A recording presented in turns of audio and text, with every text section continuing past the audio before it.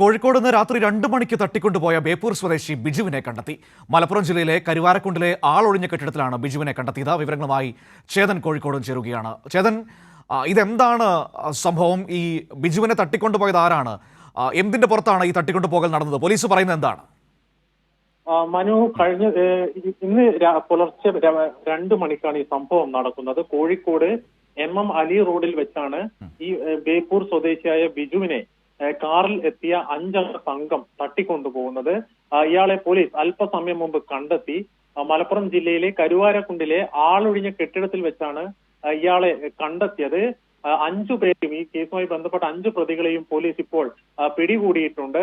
പ്രധാനമായും പോലീസ് പറയുന്നത് ഈ ബിജു ഇവരുമായിട്ട് ചില സാമ്പത്തിക ഇടപാടുകളൊക്കെ ഉണ്ടായി. ഇതുമൂലം ചില തർക്കങ്ങളൊക്കെ ഉണ്ടായിരുന്നു. ഈ പണം ലഭിക്കാൻ വേണ്ടിയാണ് ഈ ബിജുവിനെ ഈ തട്ടിക്കൊണ്ടുപോകലിലേക്ക് നയിച്ചത് എന്നാണ് പോലീസ് നൽകുന്ന വിവരം. ഏതായാലും ഇപ്പോൾ ഈ കേസുമായി ബന്ധപ്പെട്ട് 5 പേർ പിടിയിലായിട്ടുണ്ട്.